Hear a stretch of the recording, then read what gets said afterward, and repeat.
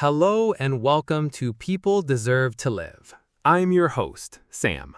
And I'm Shirin. We're so glad you've joined us.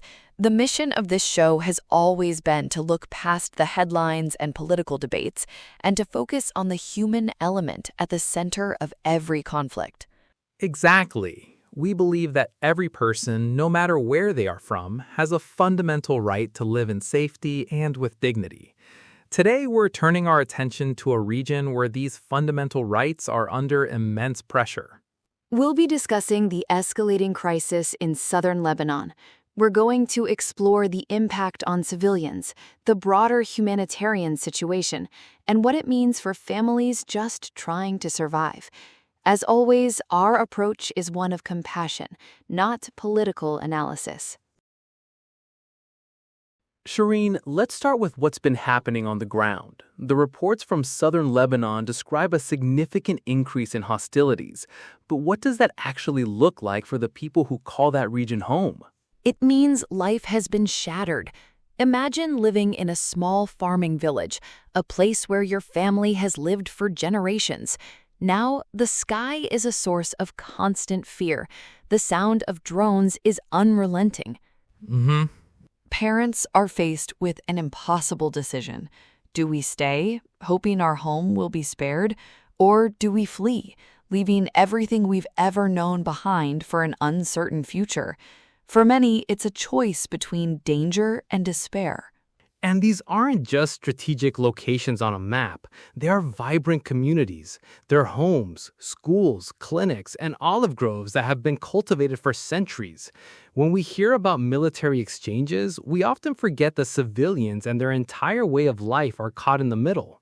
That's such an important point. A farmer losing their land is not just an economic loss. It's a loss of identity, of heritage. That kind of wound can take generations to heal, if ever. You mentioned farming, Shirin. Can you elaborate on that? What does the destruction of agriculture mean for these communities on a practical, day-to-day level? Of course, Sam. On a practical level, it means the loss of both food and income. Families who were once self-sufficient suddenly become dependent on aid. Markets that were once filled with local produce are now empty. The destruction of olive groves, for example, is particularly devastating. These trees are often hundreds of years old, passed down through generations. They represent a family's history and their economic future. When they are destroyed, it's not just a loss of this year's harvest, but a loss for decades to come. It creates a deep sense of hopelessness. And all of this is happening in a country already facing a severe, multi-layered crisis. Let's talk about the broader humanitarian picture in Lebanon. Yes, the context here is critical. Lebanon has been grappling with an economic collapse, political instability, and the aftermath of the Beirut port explosion for years. It's also host to the highest number of refugees per capita in the world. The country's infrastructure was already strained to its breaking point. And now you add this conflict to the mix. The numbers are just staggering.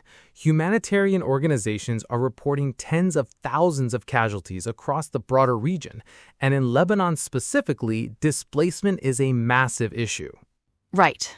Latest figures suggest nearly 100,000 people have been forced to flee their homes in the south.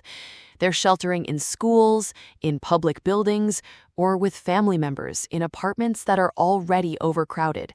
They lack basic necessities: clean water, food, medicine, and a safe place for their children to sleep. Each of those numbers is a human story, a family torn apart, a life interrupted. I was reading an interview with a relief worker who said the hardest part is the look in the parents' eyes, the look of having lost everything and not knowing how to protect their own children. It's an unimaginable weight to carry. The silent trauma of war is just as devastating as the physical destruction. And this is where the diplomatic situation becomes so crucial. We see high-level discussions between nations like Iran, Israel, and the United States, often framed in geopolitical terms. But for the people on the ground, the outcome of these talks is a matter of life and death. It absolutely is. When diplomacy fails, civilians pay the price. The absence of a clear path to de-escalation creates a vacuum of hope. Families are living in a state of suspended animation, waiting for decisions to be made in capitals hundreds or thousands of miles away. And that uncertainty is a form of torture. Will there be a ceasefire? Will the conflict expand? Can I plan for tomorrow or even for the next hour? This constant state of alert is exhausting and deeply damaging to the human psyche. It highlights the profound responsibility of leaders to pursue every possible avenue for peace, because their decisions have direct, immediate, and often irreversible consequences for millions of ordinary people. And the impact isn't just contained to the immediate area. Let's talk about the Strait of Hormuz for a moment. It might seem distant, but events there have global consequences. That's right. The Strait of Hormuz is a vital channel for global trade. When there's instability there, shipping routes are disrupted, insurance costs for cargoes spike, and supply chains are thrown into chaos. Which, again, brings us back to the human cost. For us, it might mean the price of gas goes up, but for a country like Lebanon, which is heavily reliant on imports for food and medicine, this disruption can be catastrophic.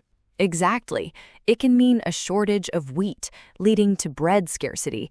It can mean hospitals run out of essential medical supplies. These are not abstract economic issues. They have a direct impact on whether a family can eat or whether a sick child can get treatment.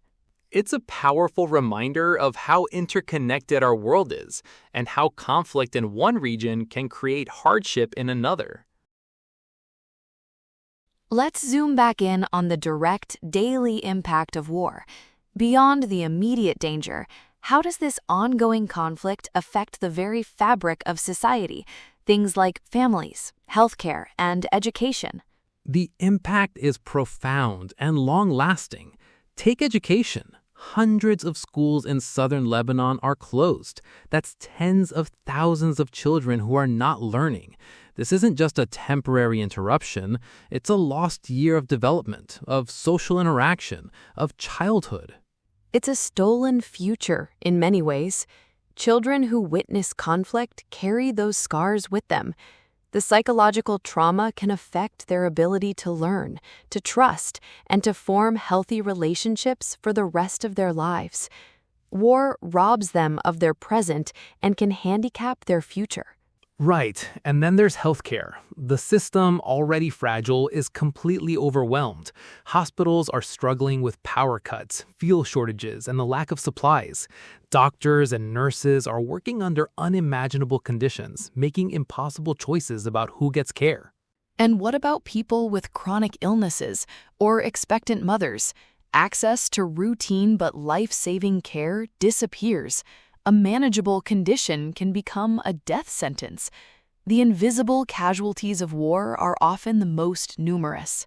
It truly shows that the consequences of conflict radiate outwards, touching every single aspect of human life. Nothing is left unscathed. This brings us to a difficult but necessary question, Shirin. When we see these patterns of conflict repeat over and over, does the cycle of military action itself become the primary obstacle to achieving lasting peace? I think it has to. Each round of violence creates new grievances, new traumas, and new desires for retribution. It sows the seeds for the next conflict. You can't build a lasting peace on a foundation of rubble and resentment. Peace requires trust, healing, and reconciliation. But how can communities even begin that process when they are constantly bracing for the next attack? The focus remains on survival, not on building a shared future. That's exactly it. The infrastructure of war, the weapons, the military posturing, the dehumanizing rhetoric, actively works against the infrastructure of peace, which is composed of things like dialogue, diplomacy, mutual respect, and shared prosperity. So breaking the cycle isn't just about achieving a ceasefire. It's about making a conscious choice to invest in that infrastructure of peace, even when it's incredibly difficult. It's about giving a generation of children a chance to imagine a different reality. Without that fundamental shift, we're simply pausing the violence, not ending it.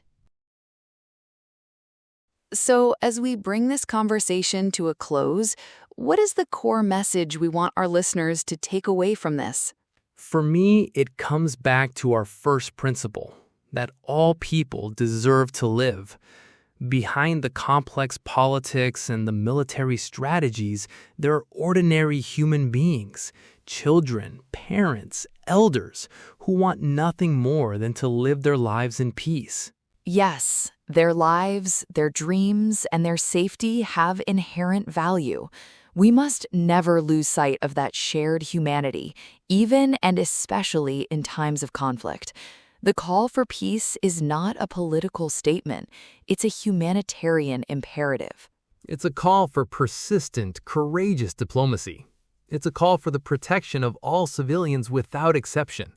And it's a reminder that the loudest voices are often those of conflict, but the deepest, most universal desire is for peace. Our thoughts are with every family affected by this and every other conflict around the world.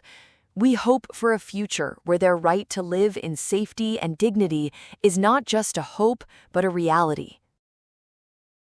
Thank you for listening to People Deserve to Live. I'm Sam. And I'm Shirin. Your subscription helps us reach more listeners who care about peace, human dignity, and the stories that often go unheard. Please subscribe, share, and help us grow this community. Join us next time as we continue to explore the human stories behind the headlines. Take care.